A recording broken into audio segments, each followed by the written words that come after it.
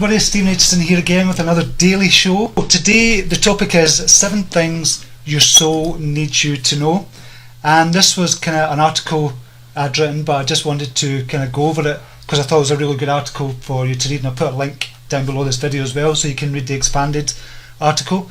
So I thought I'd go over it just because I've been thinking about really kind of what the soul is and stuff like that without being in the kind of religious terms and stuff like that. It's just about your soul. To me is kind of your mind energy. It's really what your mind energy is, and that's kind of what your soul is, and it's in the heart of you, and it's all connected with this kind of energetic force that you project out in the world.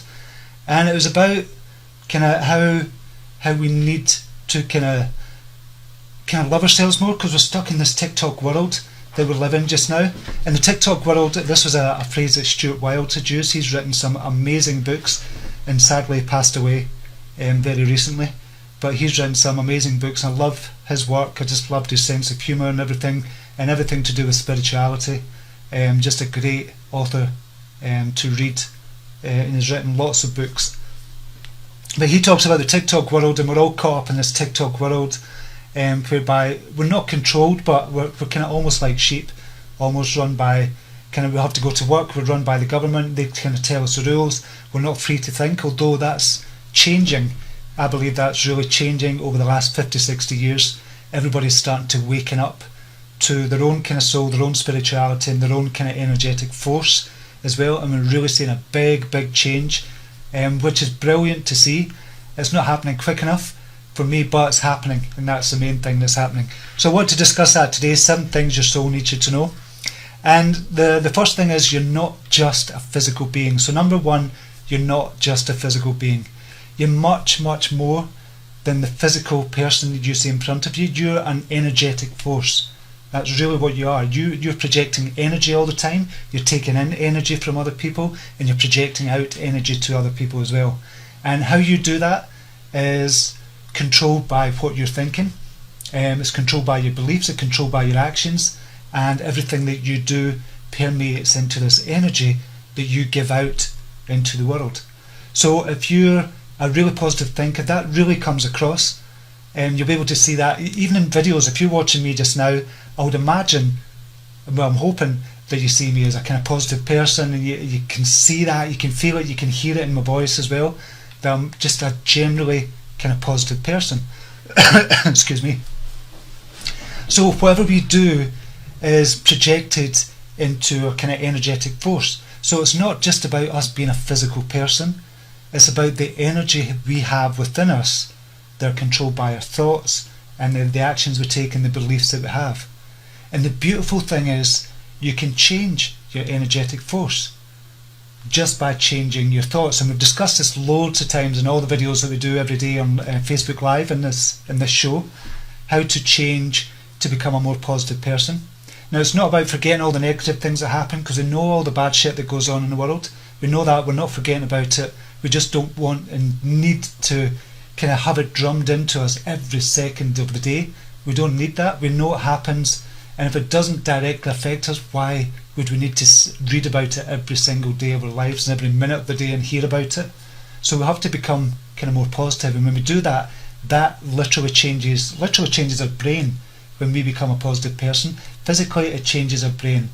On a chemical level, it changes our brain as well. It's got different hormones attached to it. It's got different chemicals that are released into the bloodstream when we become more positive as well. So it's just to let you know, you're not just a physical being. You're much more than that, and you can change that energetic force that you have within yourself.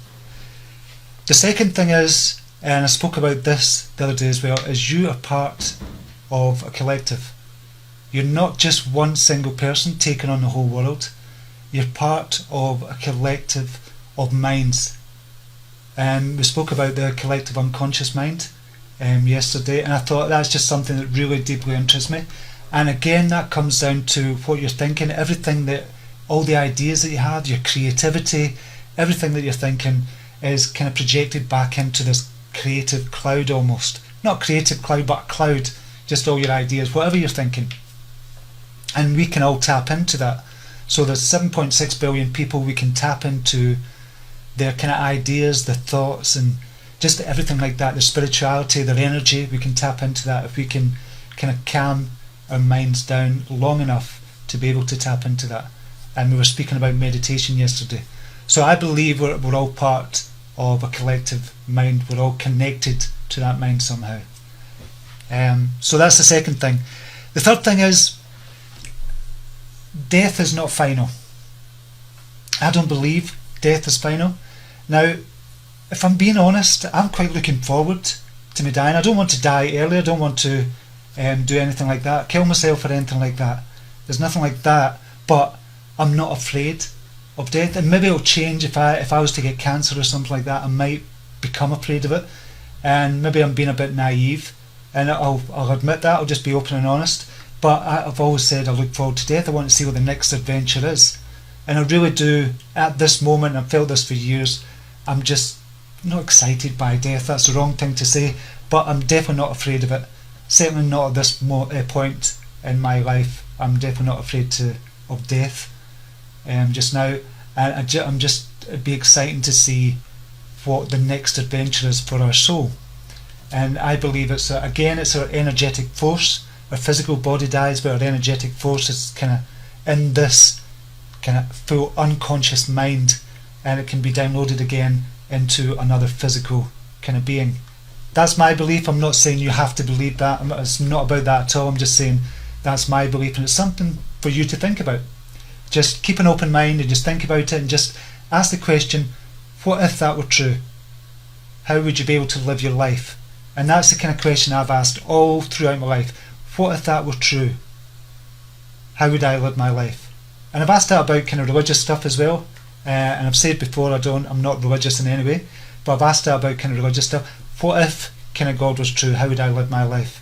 What if this was true? How would I live my life? What if the law of attraction really was true? How would I live my life? And I've chosen the kind of universe, the law of attraction, the kind of Buddhist, kind of Taoist kind of path that I've taken, and I've asked that question, what if that were true? And that's a thing that resonates with me most.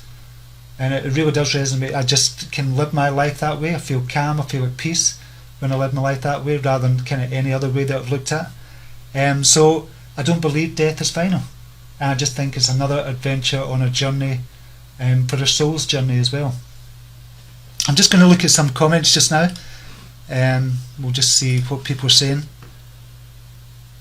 I believe death is part of our journey, passing on to the next stage, says Colleen Venter. I do believe that as well, Colleen. I really do believe that. And as I said, at this point in my life, I'm 47 years old just now, so that might be just the stage I'm at just now. When I get older, it might change. I'm perfectly open to that as well. So I'm just looking to see if there's anything. If a person has cancer, at least they know when they're going to die, then a person can say their goodbyes. That's Bobby Joe. Yeah, it kind of makes it final. Then it'd be a horrible situation to be in. I fear death with my loved ones. I'm afraid of death at Safalti. Yeah, I think I'm more afraid of likes of my parents or my wife or my kid, or God forbid that kind of would happen.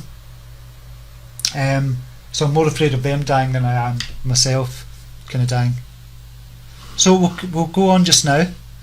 The fourth thing is that your soul needs you to know that reality is an illusion. And I truly believe that as well. We make our own realities. For example, my reality is totally different from your reality. What you see in something is totally different from what I'm going to see. What you feel, what you experience in the world is totally different from anybody else in the world. And you've got to then ask yourself the question, if you believe that your reality is different from mine, in the sense that you experience the world totally different from everybody else, if you can believe that premise, and you do believe that premise, then you have to ask yourself the question, if I do believe that, then is it possible to change the way I see the world? And the answer is yes. And the way you see the world is done through what you think, the actions you take, and the beliefs that you have, and the feelings that you have because of those beliefs and the actions and the thoughts. So it's kind of crazy to think that you can change literally the way you see the world. And if you can change the way you see the world, you're literally changing the world around about you. And it's not physically changing, but it's the way you're interacting with that world that changes. So you have control over that. So in a sense, from that point of view, you're creating your own reality. Which sounds kind of crazy when you think about it, but when you break it down piece by piece, and if you accept the premise that we all have a different perspective on life, every single person in the world has a different perspective based on their beliefs, based on their thoughts, based on their actions, based on kind of just everything that they have, about everything, that the way they think. Just if you believe that premise, then you have to kind of believe that you can change your own reality, and therefore reality is an illusion, if you think about it that way. And it's something really good to think about. And again, it's one of those questions you just go, okay, what if reality is an illusion? How would I live my life? How would I change it if reality is really an illusion? So I'm not saying believe it, I'm just saying try it on. Just try it on for size and just ask yourself the question, what if that were true? How would I live my life? The fifth thing is, you are completely and utterly loved. Now, when we talk about love, we think about it from other physical beings, i.e. those around about us, our partners, our kids, our family, our friends, our extended family. We think about love from that point of view, but if you think about love from an energetic point of view, then love has no kind of boundaries on your soul. So it doesn't judge in any way. So you're always completely loved, but we tend to kind of forget that, and we tend to lose that feeling. And when you can become kind of one with that feeling that you are totally loved, and I'm not talking about from other physical beings, I'm talking about from an energetic point of view, then you grow to kind of love yourself more and become more confident. Because it's difficult to love somebody else when you're not confident and you don't love your own self. It's extremely difficult to do that, because you're coming from a place of lack. You kind of don't love yourself enough, so sometimes you're trying to get love from other people so you can feel or fill that void within yourself. But if you're coming from a place of sharing energy, where you both you love each other, but you love yourself just as more, then that's when a beautiful kind of relationship kind of happens. But until you love yourself, until you're completely confident within yourself, it's going to be difficult to love somebody else. But your soul needs you to know that you're completely loved, not from the physical being, from an energetic point of view. I hope that makes sense. And the sixth thing is, your mind is a gateway to the soul. So everything you do, and your soul, as I said, my kind of understanding of the soul is your kind of energetic force. That is the soul. And to me, that is the soul. And your mind controls that completely and utterly controls that. What you think, what you say, what you do, what you believe, all the actions that you take as well, is completely controlled by your mind. And if that's the case, then you know you can change your thoughts. We've discussed it kind of every day for the last kind of 40-50 days that I've been doing this Facebook live show. So you know you can change your thoughts, you know you can change your beliefs now. We've spoke about that as well, but how do you change your beliefs? And your beliefs are what permeates through every single thing that you do in your life. And if you can change your beliefs, even if you change one belief about yourself, one every single month, your life would be so much different this time next year.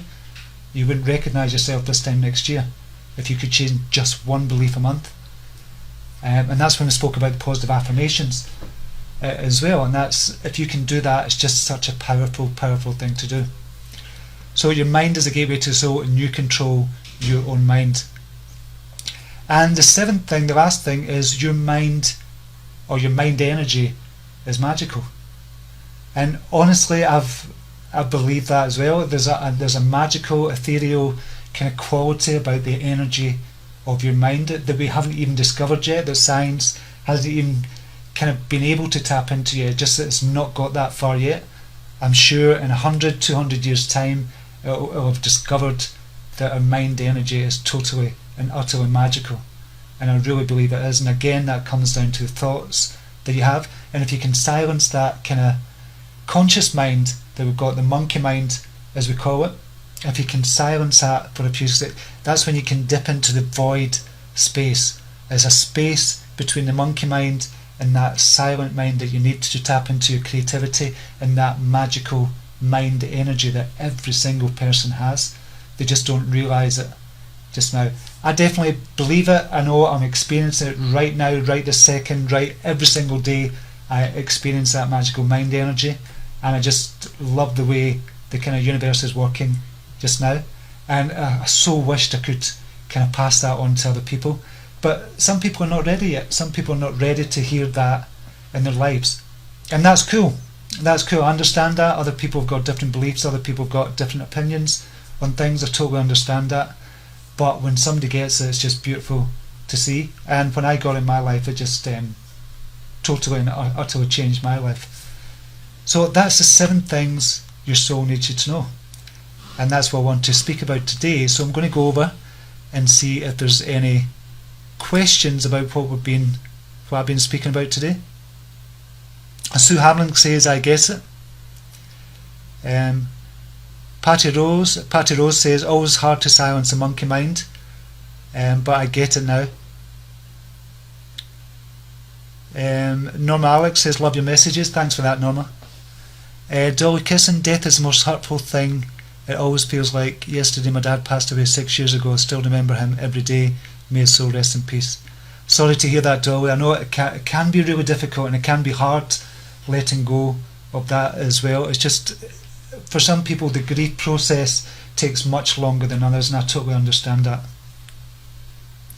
Helen Marisegan says, magical mind, Jess.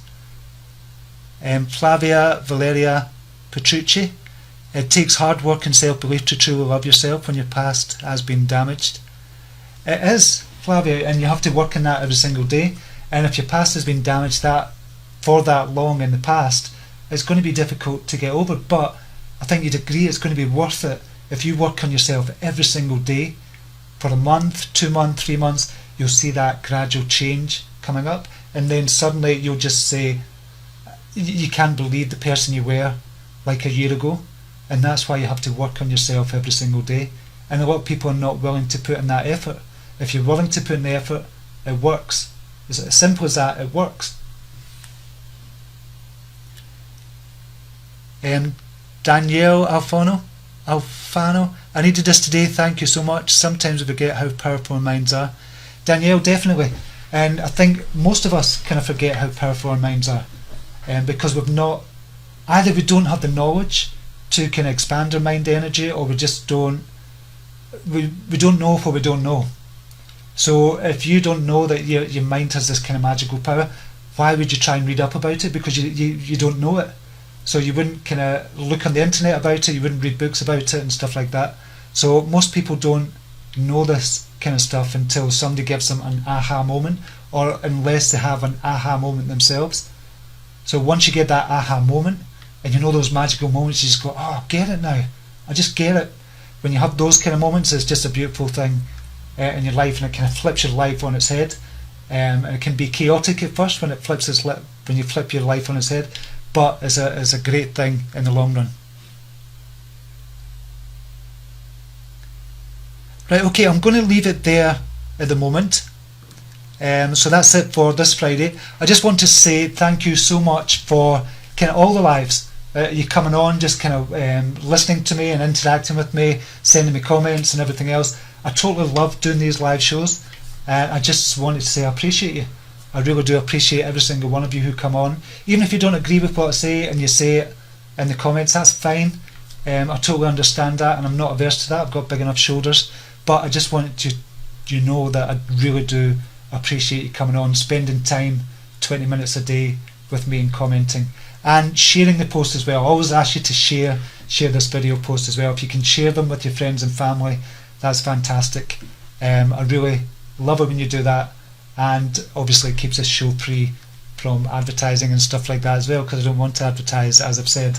But thank you, I appreciate you, and have an amazing, brilliant weekend. And until Monday, take care. Bye now.